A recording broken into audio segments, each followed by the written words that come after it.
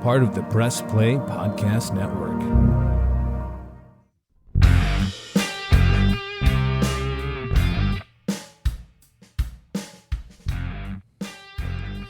We are back.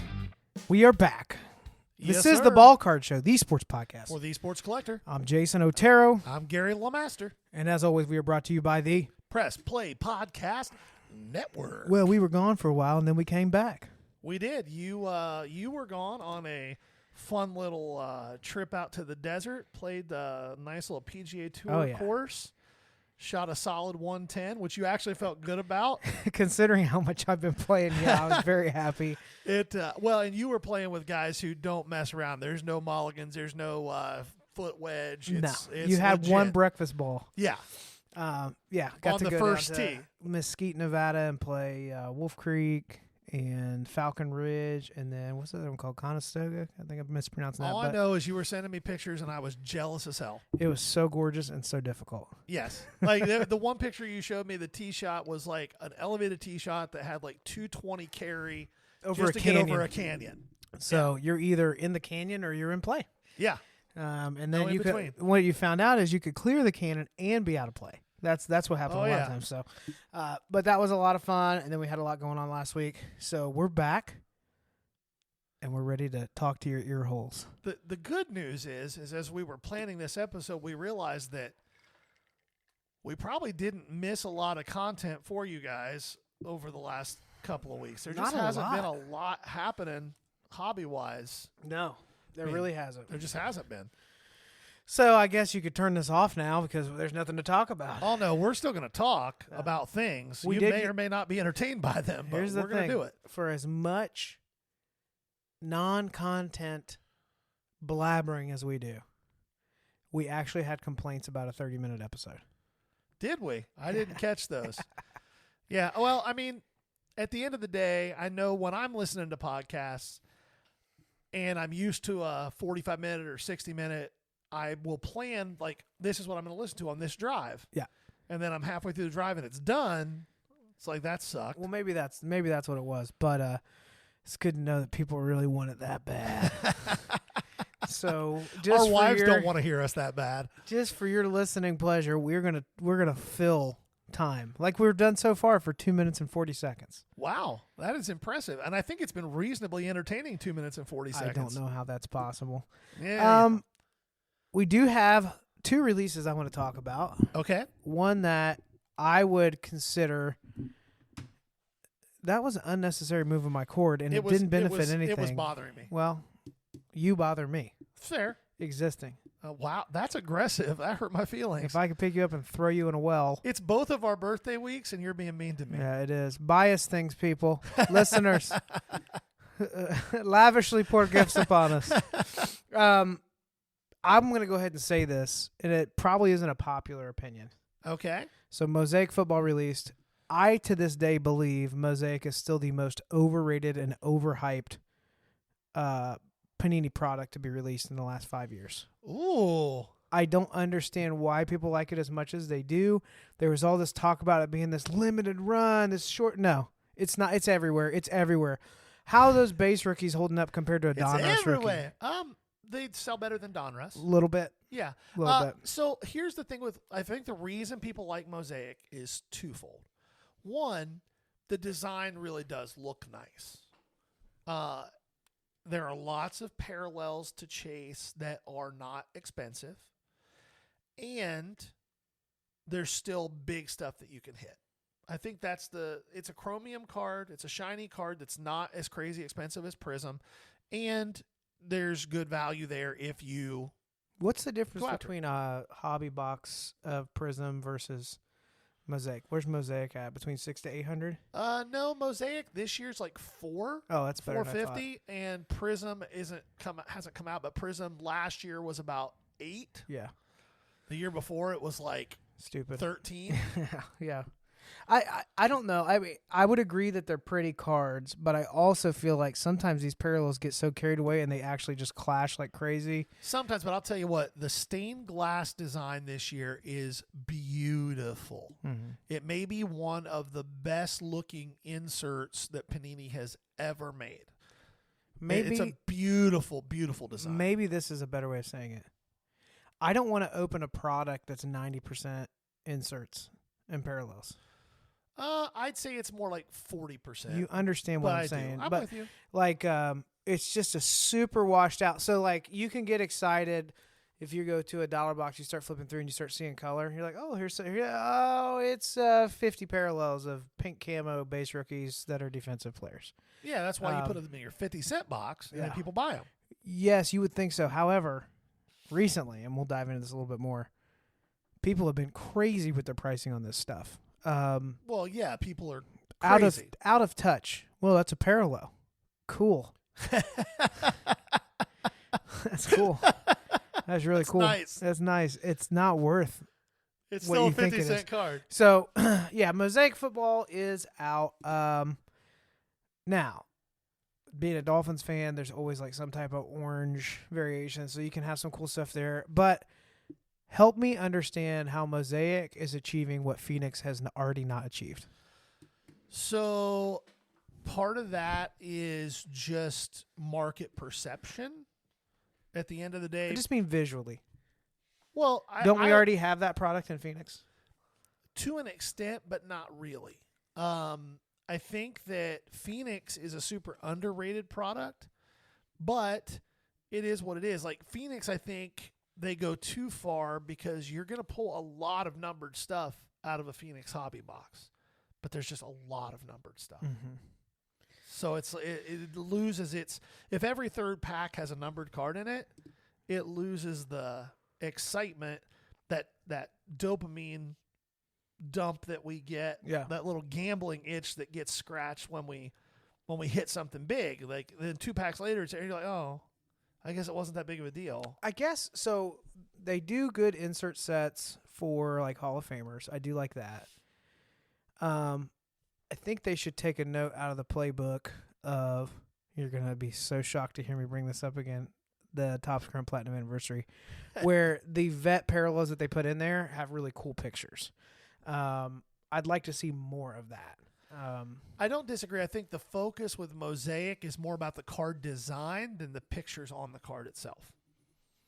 Yeah, I can see that. Yeah. But anyway, Mosaic is out. Do you buy much retail of that? I know you used to buy quite a bit. I don't. I've actually this year, for the most part, I don't rip much that isn't Bowman. I've ripped 6 megas of Mosaic Football, and I've done really, really well. I got both case hits and a Genesis. So I probably won't rip anymore because I can't imagine that I won't just balance myself out and come back to being even instead of ahead. So it's one of those products that as time goes on, depending, like this weekend, I went to a card show to buy, and I bought a ton of Mosaic, but it's 2021. Yeah. Because I got it right. Yeah. I bought a ton of 2021 Prism because I got it right. That means cheap enough. Right. Yeah. Because you didn't get it wrong. Correct. That was really cool how you said it like that. Did you like that? Yeah. Say it like that all the time. Okay. Another release, and this gets me a little bit excited about the hobby and Fanatics, who has cornered the market and is doing everything. First off, they're taking over the world. Last week we hung out with a buddy of ours. He's been on the podcast, Drew. He is quite the gambler. And so much so that Fanatics... He has his own personal concierge. He has VIP concierge. And so we got to hang out with the Fanatics reps for VIP in Central Ohio. Got to go to the sports book, check that out. It was really, really cool. It's just unreal what they're doing with the sport experience, fans, gambling, and the hobby, all that. But there's a new release at Lids. It's a collaboration with Topps Chrome and Mitchell & Ness, who... If you buy any like cool jerseys, especially the throwback stuff, Mitchell & Ness is a huge brand with apparel, collectibles, especially if you like the old vintage colorways and stuff like that. But they release these packs that you're supposed to buy a certain hat, and then you get packs with it. There's back and forth. Some stores are apparently selling the packs outright. And there's like low numbered parallels of rookies in there. And it's like a very limited run compared to, anything Everything that would else. hit retail Right. everywhere else. So I want to get my hands on a couple packs of this. I think it's pretty cool. I agree completely. And I think that we should try to catch that when we can. So they're saying that people are getting them for like $6 a pop. Well, I'll buy as many as they have if they want to sell them for that. Yeah, I would buy several of those as well. I'd buy 100 of them if they had them. Do you think that this is something that you hang on to like a sparkle pack, like because it has? No. So you're just ripping all of them because there could be cool stuff in it. Correct. Yeah. What was the hat? So it was just a random Mitchell and Ness, or was it a certain line that was a collab with? It's the MLB hats. Okay. And there's some really cool ones. The Reds one looks really good. I want that one. They did an Expos one and a Mariners one that both look really nice too. Mm-hmm. Yeah. I'm a sucker for old Expos stuff. I just think that old Expos logo was so clean and so cool. There was a little while where the Expos played in Puerto Rico, and my dad got me a Puerto Rico Expos jersey. It had my name on it. It was pretty sweet. Speaking of your dad, he is, oh boy, here he is. He's pumped right now. He's turning the volume up. He got spicy with me this week. After both the Niners and the Eagles lost their games, he, as a Dolphins fan, posted about now the Dolphins are still the only undefeated team ever. And I responded with 19-1 is better than 17-0, referring to the Patriots. And he responded by basically saying that Zach Wilson is better than me. And he's right, but it hurt my feelings really bad. You know who else is better than you? Davis Mills. Yes. Oh, and he's also better than Zach Wilson. You know who else is better than you? Hurt my feelings. How far do you want to go with this? Oh, there's a long ways to go, especially at this point in life. Here's the thing. I know that you're trying to trigger me right now, even bringing up this conversation that you had with my dad. But we don't know what would have happened if Miami would have played 20 games. We don't. But right, we do know that everything that was handed to them that year, they won. Yep, and the Patriots were 19-0 at one point, so that was better than 17-0. I'm going to go ahead and throw this out, that there was a playoff game deep into the playoffs. I think it was against the Ravens, where Brady's point of gain was stopped at the 1 yard line on a goal line, 4th and goal, I believe it was. Yet they did not blow the whistle, and then he bounced back outside and scored. So I'm not saying that I watched that intently. I'm not saying, so this is back in the preacher days, so I'm not saying that my wife and we did crack open the acceptable New Year's Eve Welch's sparkling grape juice and sent videos to all our Patriot friends of us splashing that around our rental. That's hilarious. Like we had won something, but we hadn't. My wife is that not was the Seaman days, wasn't it? Seaman, Ohio? No, it was Circleville. Oh, and I'm glad that you made everyone uncomfortable with that.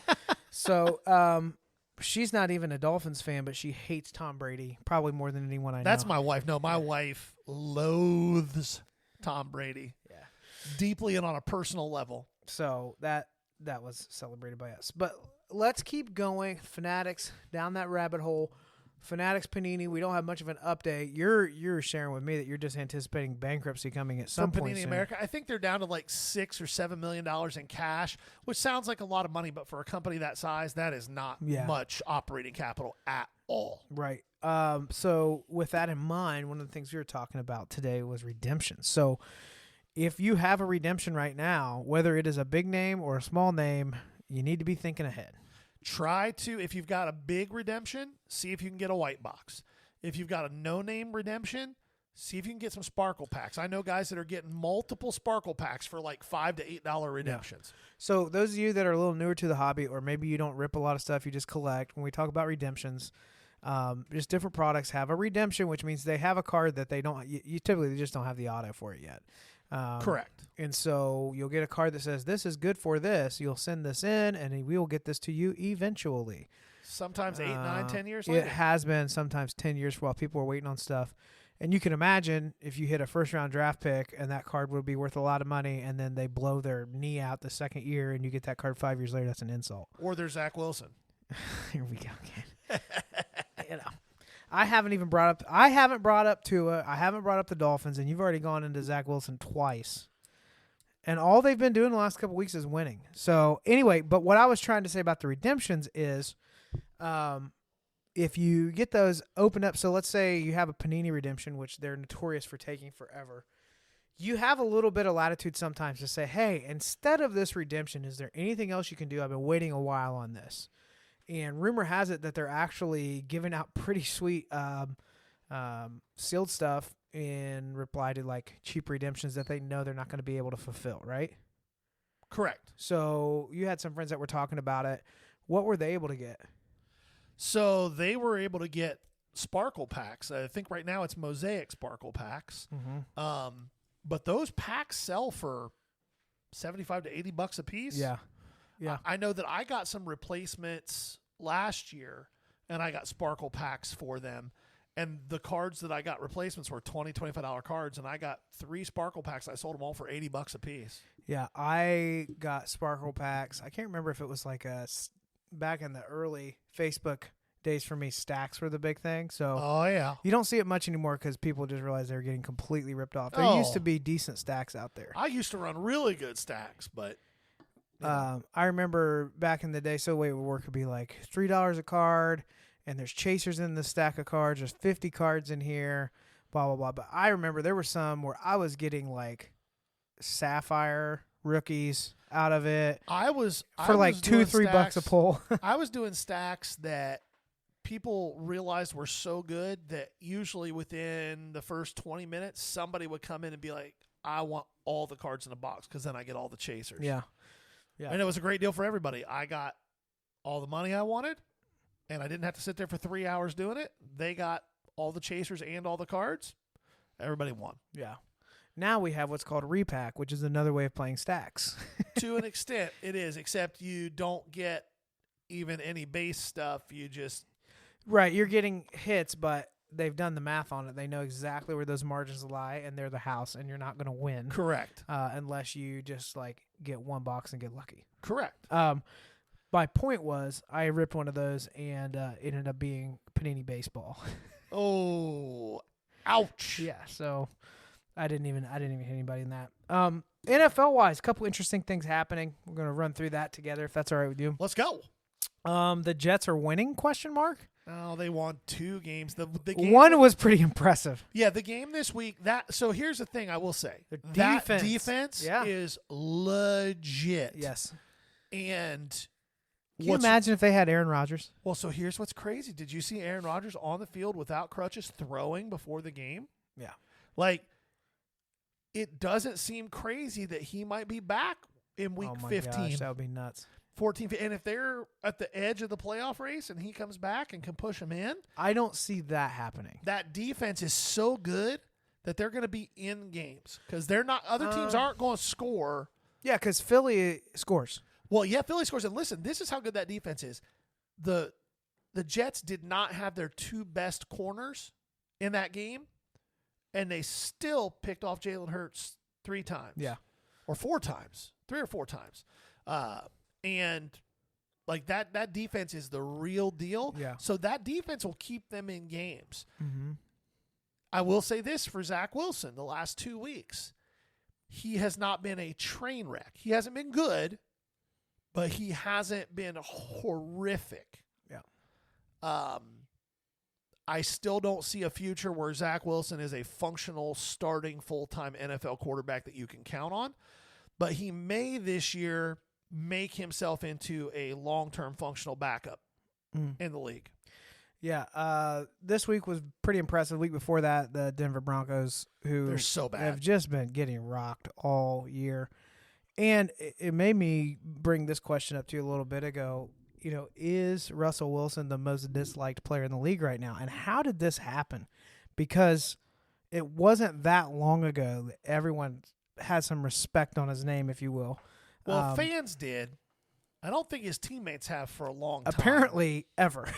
But here's the reality, and it's true in all fields of life, not just sports. But really hey, hold true. on, everybody. We're gonna get some all wisdom. fields of life. Write it down. Here it comes. If you are performing at a high level, lots of things can be forgiven.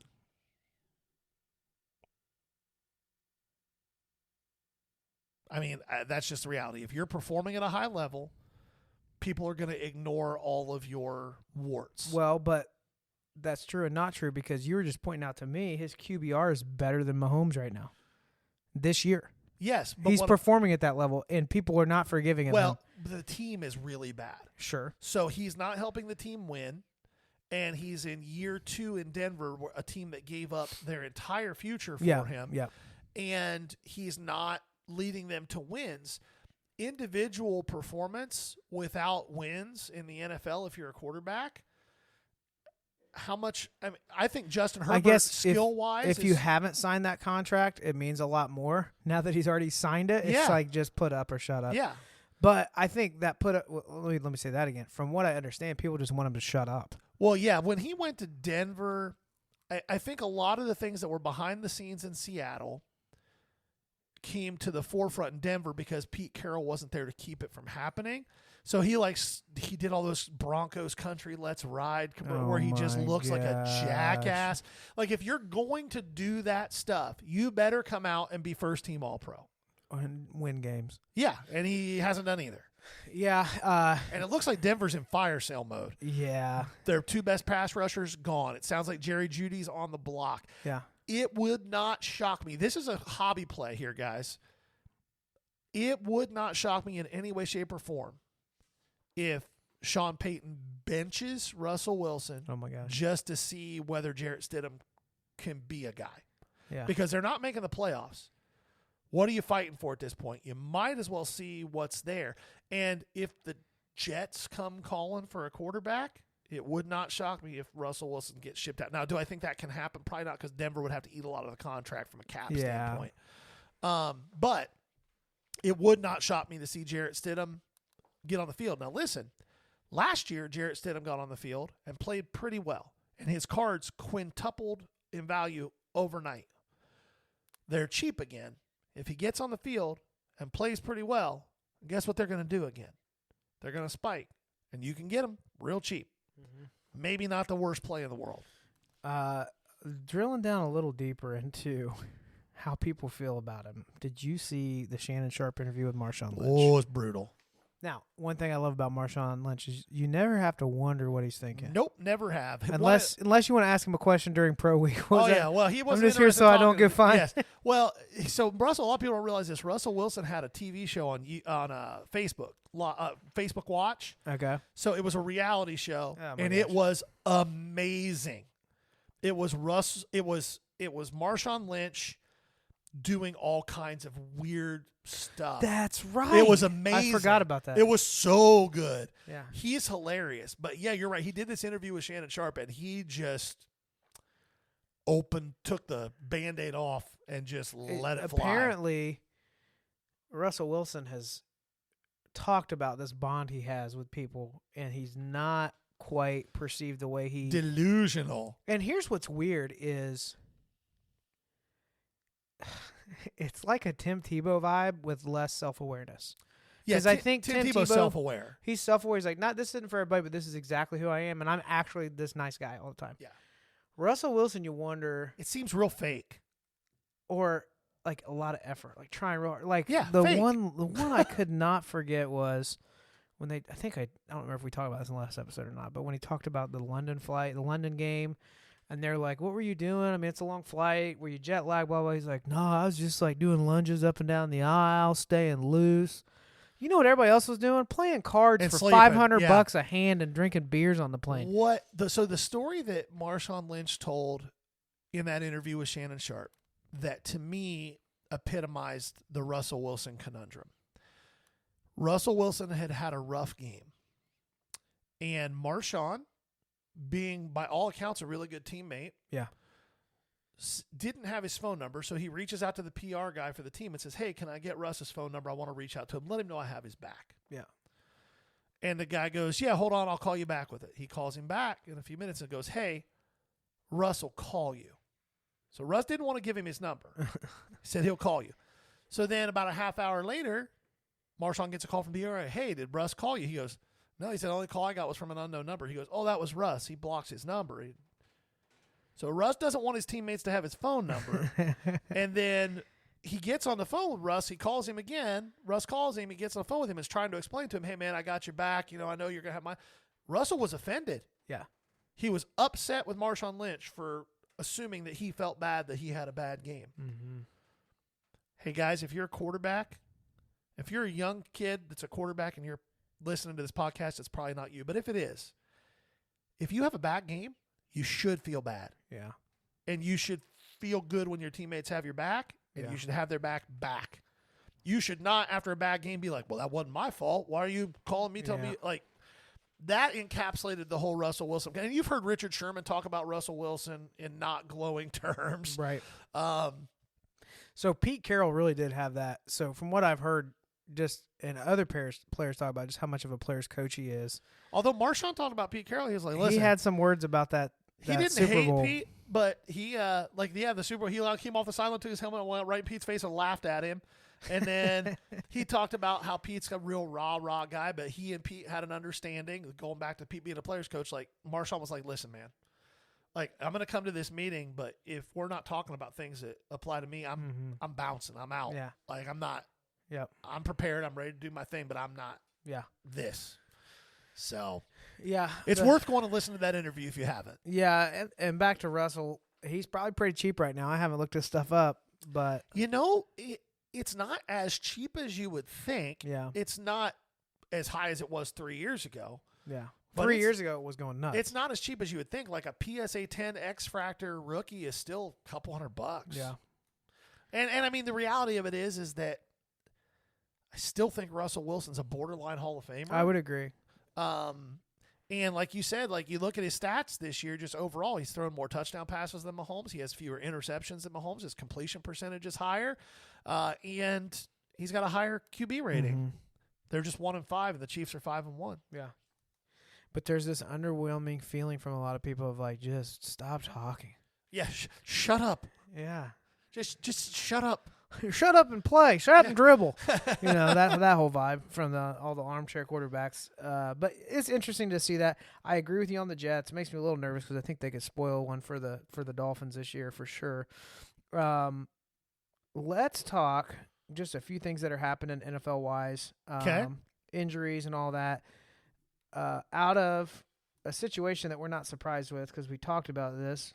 Something that you've wanted for a long time is going to happen, and that is Richardson is out with an injury, and Minshew is in for what appears to be the remainder of the season. It's not appears to be. Richardson is on IR now. He's getting shoulder surgery. Minshew has to stay in that role to see him, but I think he's going to get a season of play. Yeah, so first, let me clarify. I never want Anthony Richardson to get hurt. I agree. Yep, me Anthony Richardson seems like a really great kid, and I hope he's successful. Did you see him show up at some fan's house for their birthday and just say hi to him? No, but that's cool. It was really like he was in a sling and he just showed up to their house. Like, hey, what's up? I thought it was awesome. Yeah, he just seems like a really good kid. I hope that he is successful long term. I have serious doubts about his ability to be accurate with a football. Now, that being said, Gardner Minshew can play, and he's fun. And if they can win some games with him there, get your Gardner Minshew stuff out and be ready with it because it's going to be a fun ride. Now, is he going to make some mistakes and some boneheaded plays? Yes. But is he also going to do some things that make you go, holy crap? Yeah. He just did that? I'm really interested in seeing where he is like week 10. He's had a few weeks under his belt. He knows he's in there for the season. Can he get in a rhythm beyond he's just got to be rusty because he hasn't played much? I want to see what could happen there. Well, this week I think is going to be the first sign of that because last week was the first week he got all the first team reps, came out against a good team, didn't play great but didn't play bad, threw 3 picks but 2 of them were tip balls. 1 of them was on him. Mm-hmm. So we'll see. I think that every time Gardner Minshew has been given a chance where he is the guy, he's produced. Yeah. Every single time. So let's see what happens. Yeah. I'm looking forward to watching that too. Other thing that happened this last week, the Browns beating the 49ers. Us living in Ohio and having experienced the pain that a lot of Browns fans go through. Now, as a Dolphins fan, I have a little less skin in the game than you being a Bengals fan. But I thought it was pretty sweet that they won that one. That was pretty cool. The Browns defense is also legit. Mm-hmm. That pass rush is ridiculous.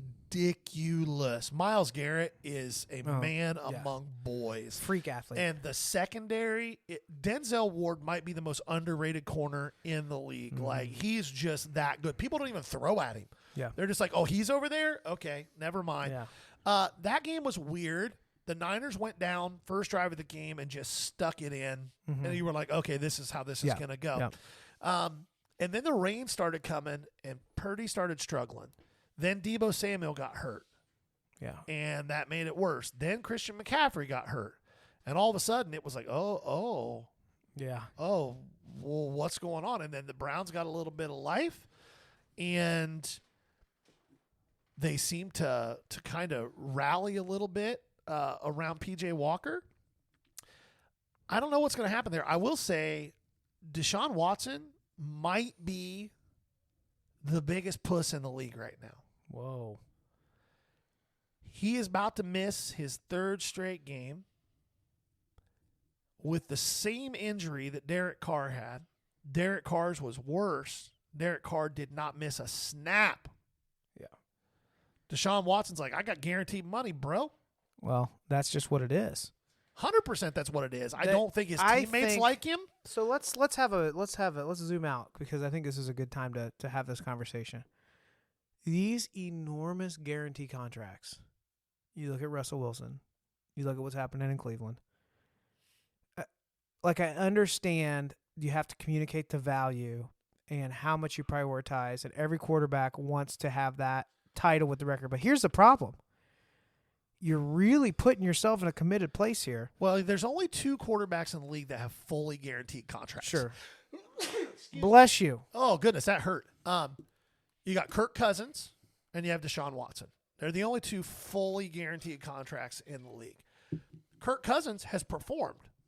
You might not like Kirk Cousins if you're listening to this. You might think Kirk Cousins, but I would encourage you to go look at Kirk Cousins' career stats and see how they stack up against your favorite quarterbacks of all time. He probably is better. He's in the mix, yeah. Kirk Cousins is a lot. He just goes out and performs. It's not fancy. He's not super likable. He kind of doesn't do great when the lights are the brightest, but overall, dude's really good. Yeah. Deshaun Watson is in a different. It's a different thing. The Browns making that decision is just, and it looks even worse seeing how Baker's playing now in Tampa. Like, it looks even worse. They could have had Baker for $25, $30 million a year, not fully guaranteed for 5 years. And they've got Deshaun Watson, who doesn't seem interested in playing football. Yeah. And why? I don't know that I would be either. If somebody said, hey, whether you play or not, we're paying you $50 million a year for the next 5 years. Thanks. I think I'd probably be eating cheese Cholitos and nursing every injury too. Like, I'd be like, yeah, I'll take my money. Thanks. Appreciate you. It is interesting. But big shout out to the Dog Pound Browns people pulling that off. Let's talk about a tale of 2 quarterbacks. Okay. Bryce Young and C.J. Stroud. C.J. Stroud's legit. We said it going into the draft this year. I thought he would be the number 1 pick because he fits what Frank Reich has always looked for in quarterbacks. The fact that they took Bryce Young blew my mind, and the Texans just had to be doing backflips. And what's crazy is then they get Will Anderson 3 picks later, who by DVOA is one of the best linebackers in the league as a rookie. C.J. Stroud threw his first interception of the year on his 200th pass attempt. C.J. Stroud has thrown for 300 yards in every single game of the year. I think this last week he finally did not eclipse 300 yards, but he had 2 touchdowns. The Texans are 3-2, and of their 2 losses, one of them was a 1-score game. Yeah. The defense is real. C.J. Stroud processes information unbelievably quickly. He understands defensive coverages. He knows what he's seeing. And again, it's one of the things that sets apart the greatest quarterbacks. He knows what he's not good at, and he doesn't try to do those things. It's Brock Purdy's the same way. Brock Purdy knows what he's not good at, and he doesn't try to do them. That's been the biggest difference that Tua has made this year, and it's had the biggest impact. It's super successful. Again, back to general life. Knowing what you're bad at is way more important than knowing what you're good at. Yeah. All right, let's keep it moving. Ryan Tannehill is out. So we either have Malik Willis or Will Levis here. I mean, you from a hobby standpoint, I did purchase a couple lots that have me hoping that Malik Willis comes in and just has a week or two. Malik Willis, so last week when he came in, considering that he probably had 10 reps in practice all week, he didn't look horrific. Now, I will say this. He does not process information quickly.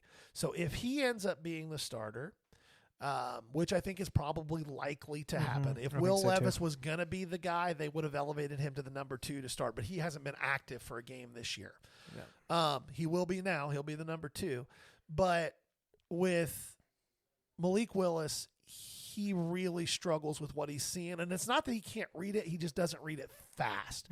And that means he's late on throws. So if it's a late throw over the middle, bad things are going to happen. Yeah. And I think we'll see that. But I also think that he's got a lot of athleticism and can run. I think he throws well on the run.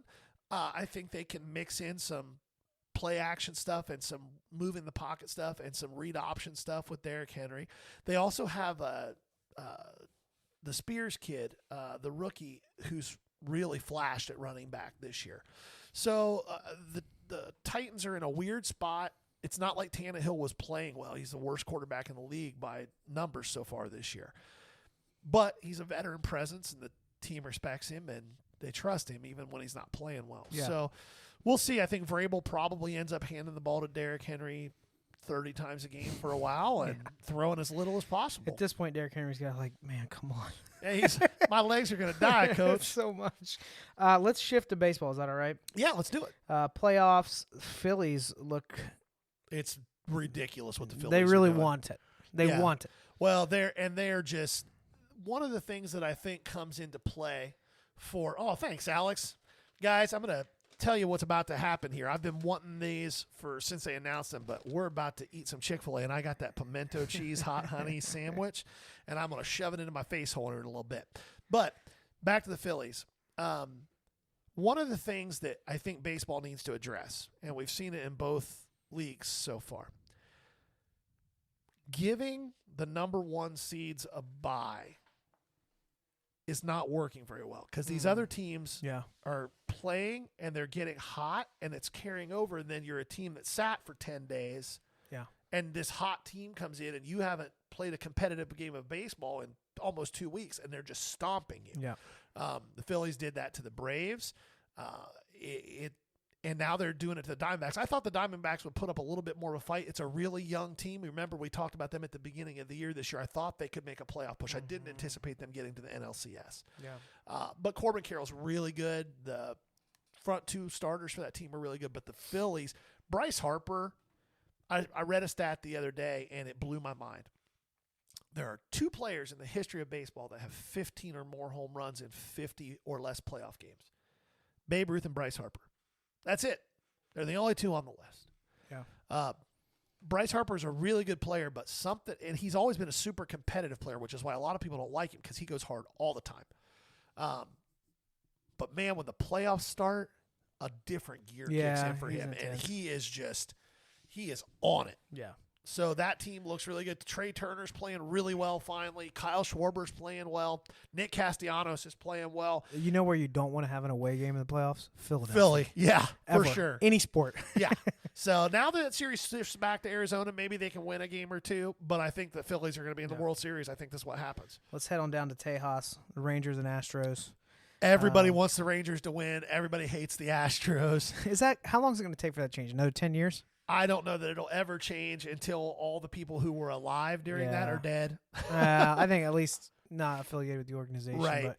But, well, I mean, fan-wise. Yeah. Like, for fans, until all of us fans are dead. Now, I don't fall into that camp because I'm a firm believer that damn near every team in the league steals signs and communicates it somehow. It has been going on since caught forever. Or you don't. Yeah. The Rangers are up 2-0. They're playing well. Corey Seager is legit, guys. Corey Seager's rookie stuff is still really cheap. Yeah. And he's really good, and he's been really good for several years. Not a bad play. Evan Carter got called up with 10 games left in the season, and since he got called up and through the playoffs, he's batting almost 500. He's getting on base at like a 750 clip. And you know who else really is good still defense. really good? Jordan. Oh, Jordan is a monster. Yeah. I don't know why teams pitch to him. Like, it's just, what's the point? He's going to crush your soul. Yep. Especially if you're dumb enough to roll a righty out against him. And he's still cheap. Yeah. It's silly. You can get a PSA 10 Topps Chrome refractor or a pink one for $80, $70. He's one of the 3 or 4 best hitters in baseball. Yeah, it's crazy. Okay, so before we finish up here, I want to just kind of, we're not sounding the alarm, we're not in a panic, but we're starting to wonder, are some things happening in the hobby that haven't happened in more than a few years? Yeah, probably been 10, 11 years. You and I were talking today. I was talking about the what I've noticed happening in like Facebook sales recently.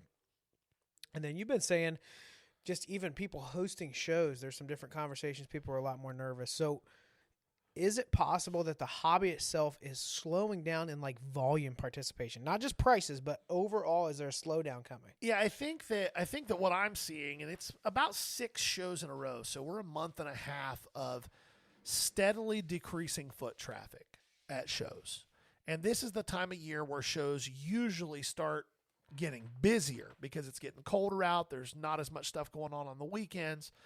So that's happening. And the other thing that is concerning to me is that I'm seeing new people setting up at shows, which is always a good thing, but they're people who aren't dealers. These are people who have been customers for a long time. And now they're setting up at shows. And they're setting up stuff and they're pricing it through the roof and wondering why it's not selling. And it makes me concerned that these are people who are steadily getting to the point where they have overspent and now they're trying to recoup and they don't understand how to do it. When you see low end prices marked taking up a whole table at like $2-3. Yeah. And they're 50-cent cards. Right.